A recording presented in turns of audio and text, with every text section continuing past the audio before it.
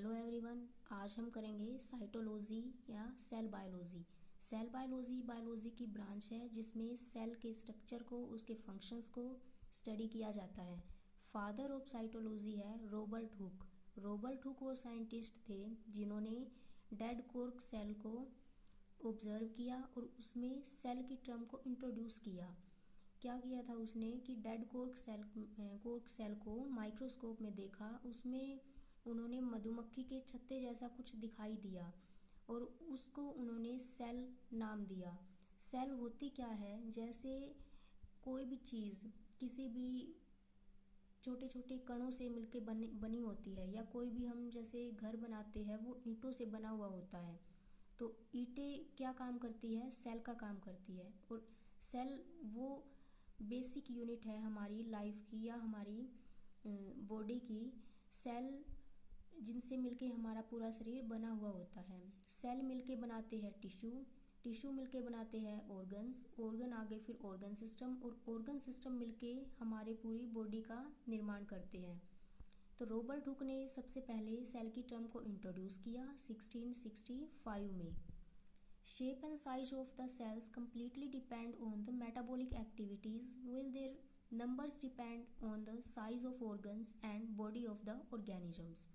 जो सेल की शेप और साइज है वो मेटाबॉलिक एक्टिविटीज़, यानी हमारे शरीर में, हमारी बॉडी में जो भी मेटाबॉलिक एक्टिविटीज़ हो रही है, केमिकल रिएक्शंस हो रही है, उन पे डिपेंड करती है किसी भी सेल का shape and size.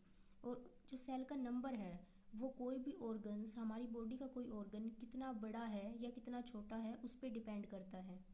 Smaller organism has limited cells and larger organisms have unlimited cells. Usually in human body 10⁻14 cells exist। आगे सेल स्ट्रक्चर।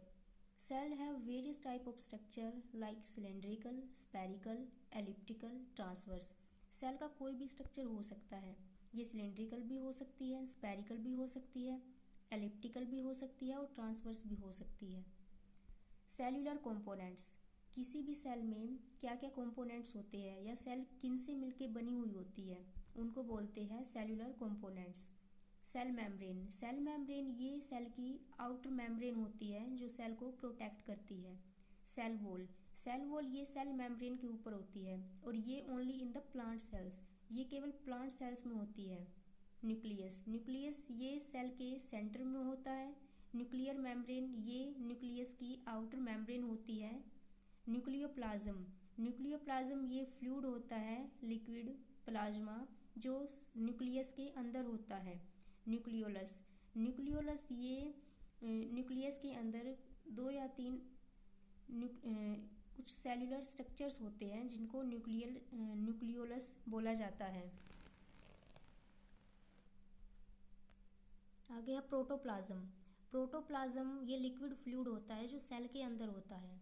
1939 में J.E. पुरकिंजे ने ये प्रोटोप्लाज्म टर्म इंट्रोड्यूस की। उन्होंने कहा कि कोई लाइफ सेविंग सब्सटेंस है जो सेल के अंदर होता है। प्रोटोप्लाज्म 2 टाइप का होता है, साइटोप्लाज्म, न्यूक्लियोप्लाज्म। न्यूक्लियोप्लाज्म ये न्यूक्लियस के अंदर होता है, साइटोप्लाज्म ये सेल के अंदर होता है। Present between nucleus and cell membrane. Nucleus और जो सेल मेम्ब्रेन है उनके बीच में यहाँ पे जो फ्लूइड प्रेजेंट होता है वो होता है साइटोप्लाज्म, और जो न्यूक्लियस के अंदर होता है वो होता है न्यूक्लियोप्लाज्म।